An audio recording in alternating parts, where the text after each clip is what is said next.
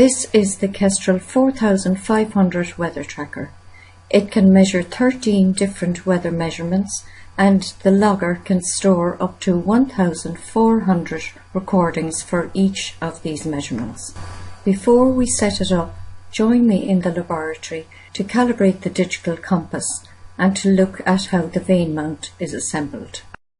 The magnetic signature of the AAA batteries that we use in the Kestrel can influence the digital compass. So to write this, it has to be calibrated every time you replace the batteries or the battery door has been opened.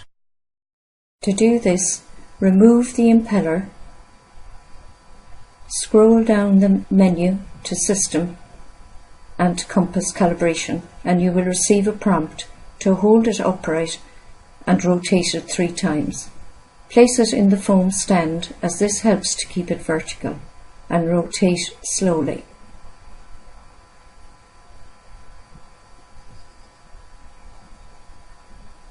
When calibration is complete, the screen appears.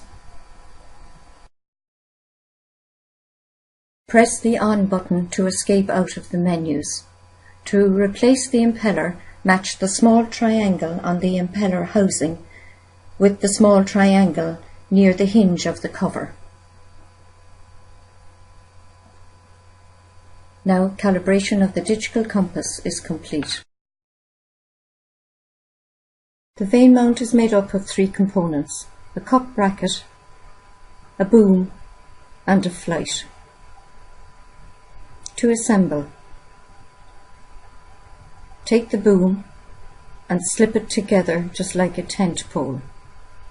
Then take the flight, pull out the bungee and slip it into the slot in the centre of the flight. Then pick up the cup bracket, look for the directional arrow, put the boom in at this side, pull out the bungee gently and slip it into the slot, and then put the boom into the hole at the back. You will be setting this up in the field.